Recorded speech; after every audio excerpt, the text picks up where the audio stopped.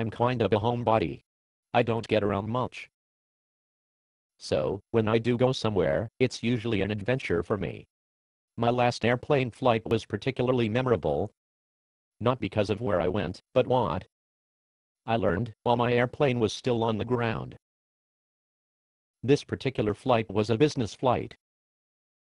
Lots of professional travelers who have been there, done that. I was probably the only person on board who paid any attention to the safety demonstration of the flight attendant.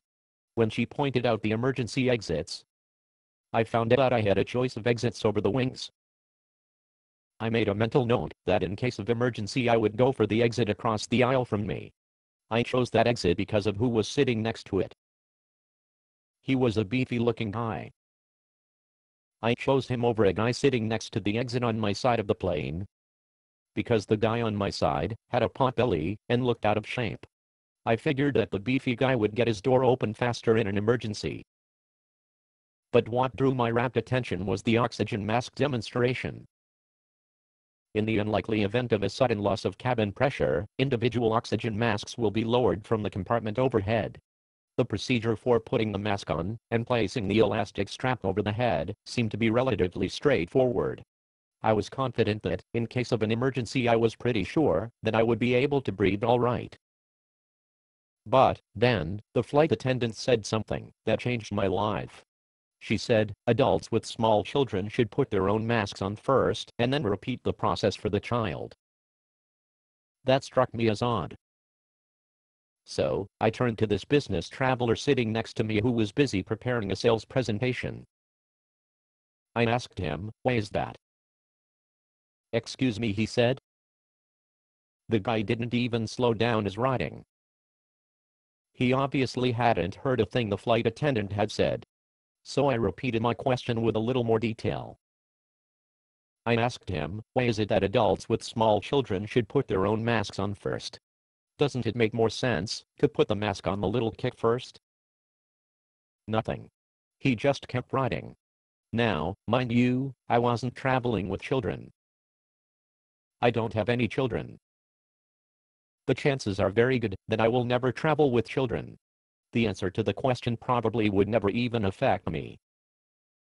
And this frequent flyer next to me probably thought I was wasting his time in mine asking a question that made no difference to anyone.